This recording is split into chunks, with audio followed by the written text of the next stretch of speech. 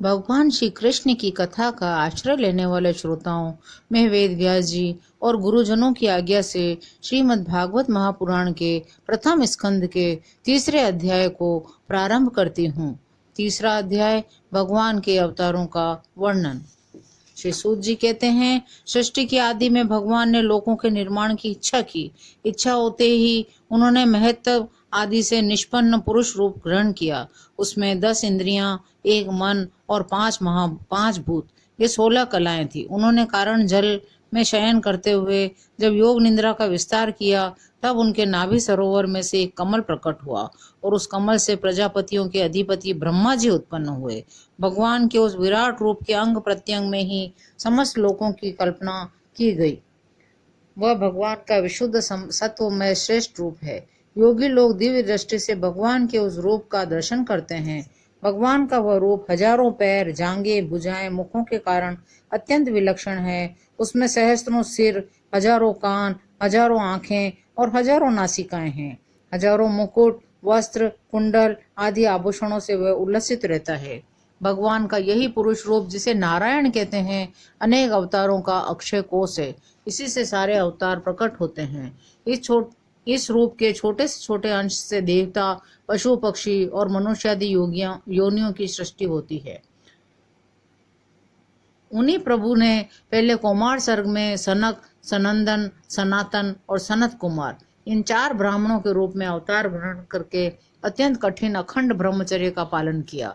दूसरी बार इस संसार के कल्याण के लिए समस्त यज्ञों के स्वामी उन भगवान ने ही रसातल में गई हुई पृथ्वी को निकाल लाने के विचार से सुकर रूप ग्रहण किया। पृथ्वी की ऋषियों की सृष्टि में उन्होंने देवर्षि नारद के रूप में तीसरा अवतार ग्रहण किया। सात्वत का तंत्र का, जिसे नारद 5 रात्र कहते हैं, उपदेश किया। उसमें कर्मों के द्वारा किस प्रकार कर्म बंधन से मुक्ति मिलती है, इसका वर्णन है। धर्म पत्नी मूर्ति के गर्भ से उन्होंने नर नारायण के रूप में चौथा अवतार ग्रहण किया। इस अवतार में उन्होंने ऋषि बनकर मन और इंद्रियों का सर्वथा संयम करके बड़ी कठिन तपस्या की।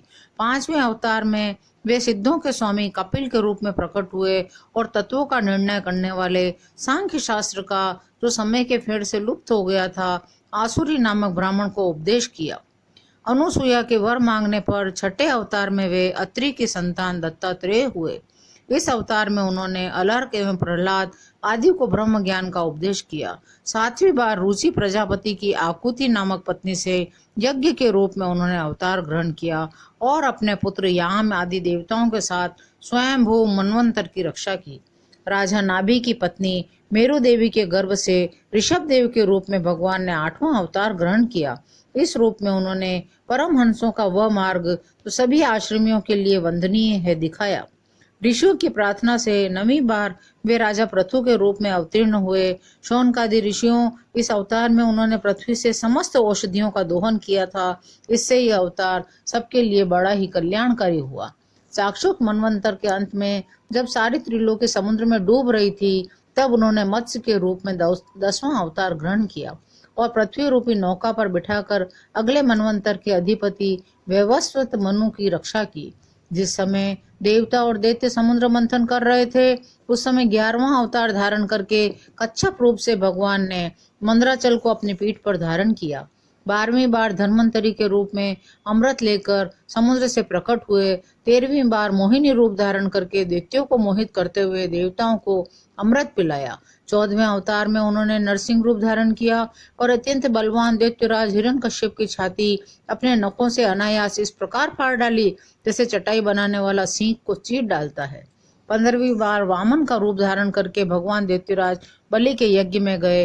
वे चाहते तो थे त्रिलोकी का राज्य, परंतु मांगी उन्होंने केवल 3 पग पृथ्वी।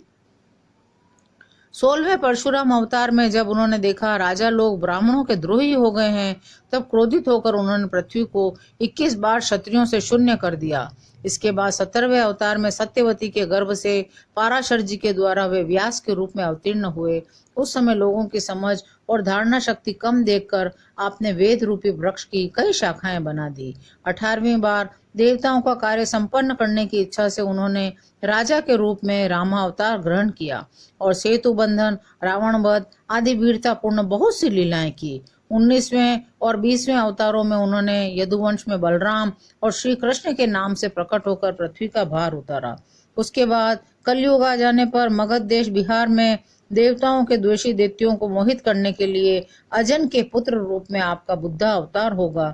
इसके भी बहुत पीछे जब कलयुग का अंत समीप होगा, राजा लोग प्राय लुटेरे हो जाएंगे, तब जगत के रक्षक भगवान विष्णु यश नामक ब्राह्मण के घर कल की रूप में अवतीर्ण होंगे। शौनकादि ऋषियों जैसे अगाध सरोवर से हजारों छोटे छोटे नाले निकलते हैं, वैसे ही सत्वनिधि भगवान श्री हरि के असंख्य अवतार हुआ करते हैं।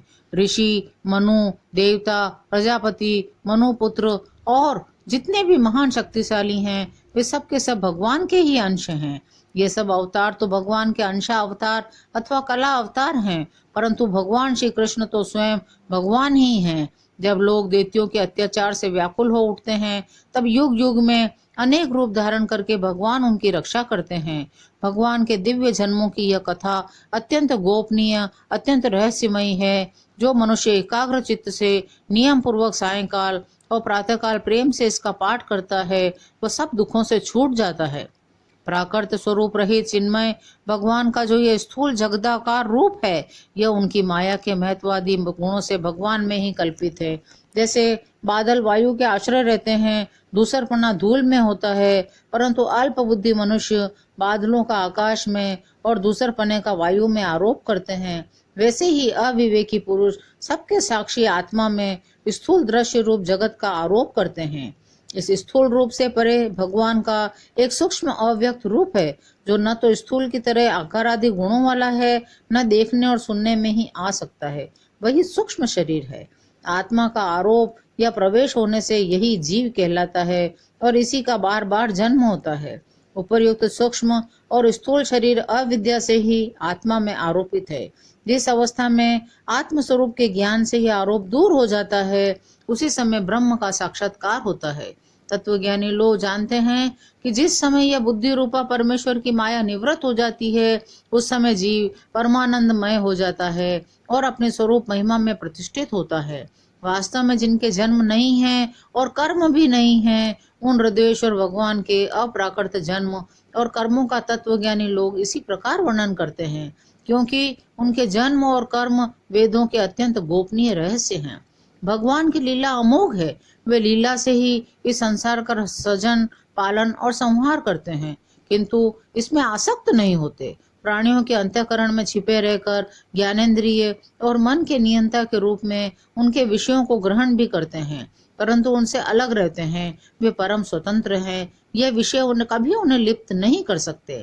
जैसे अनजान मनुष्य जादूगर और नट के संकल्प और वचनों से की हुई करामात को नहीं समझ पाता, वैसे ही अपने संकल्प और वेदवाणी के द्वारा भगवान के प्रकट किए हुए नाना नाम और रूपों को तथा उनकी लीलाओं को कुबुद्धि जीव बहुत सी तर्क युक्तियों के द्वारा भी नहीं पहचान सकता। चक्रपाणी भगवान की शक्ति और पराक्रम अनंत हैं, उनकी कोई था नहीं पा सकता। वे सारे जगत के निर्माता होने पर भी उससे सर्वथा परे हैं। उनके स्वरूप को अथवा उनकी लीला के रहस्य को वही जान सकता है जो नित्य निरंतर निष्कपट भाव से उनके चरण कमलों की दिव्य गंध का सेवन करता है, सेवा भाव से उनके चरणों का चिंतन करता रहता है। शौनकादि ऋषियों, आप लोग बड़े ही सौभाग्यशाली तथा धन्य हैं, जो इस जीवन में और विघ्न बाधाओं से भरे हुए संसार में समस्त लोकों के स्वामी भगवान श्री कृष्ण से वह सर्वात्मा आत्मभाव व अनिर्वचनीय अनन्य प्रेम करते हैं, जिससे फिर इस जन्म मरण रूपी संसार के भयंकर चक्र में नहीं पड़ना पड़ता। भगवान वेद व्यास ने यह वेदों के समान भगवत चरित्र से परिपूर्ण भागवत नाम का पुराण बनाया है। उन्होंने इस श्लाघनीय, कल्याणकारी और महान पुराण को लोगों के परम कल्याण के लिए अपने आत्मज्ञानी शिरोमणि पुत्र को ग्रहण कराया। इसमें सारे वेद और इतिहासों का सार सार संग्रह किया गया है। सुखदेव जी ने राजा परीक्षित को यह सुनाया। उस समय वे परम ऋषियों से घिरे हुए आमरण अनशन का व्रत लेकर गंगा तट पर बैठे हुए थे। भगवान श्री कृष्ण जब धर्म, ज्ञान आदि के साथ अपने परम धाम को पधार गए, तब इस कलयुग में जो लोग अज्ञान रूपी अंधकार से अंधे हो रहे हैं, उनके लिए यह पुराण रूपी सूर्य इस समय प्रकट हुआ है। शौनकादि ऋषियों, जब महातेजस्वी श्री सुखदेव जी महाराज वहां इस पुराण की कथा कह रहे थे, तब मैं भी वहां बैठा था। वहीं मैंने उनकी कृपापूर्ण अनुमति से इसका अध्ययन किया।